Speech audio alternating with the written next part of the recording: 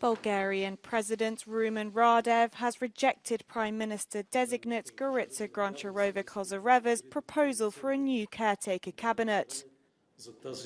Her current plans would see Karlin Stoyanov retain his position as Interior Minister, something the President has said he won't allow because it would not guarantee the holding of fair elections.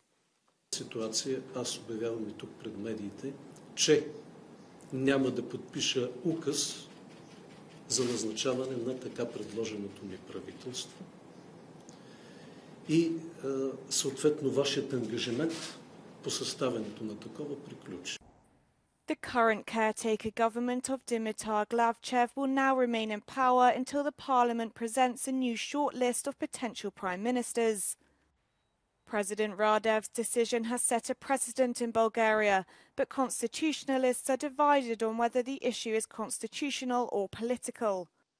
Кризата не е конституционна, кризата е политическа и това се дължи на неспособността на Народното събрание да попълни списъка, който беше предвиден в конституционния текст и между които президента да избира. Първата стъпка е да бъде назначено служебно правителство, а втората стъпка е да бъдат насрочени избори.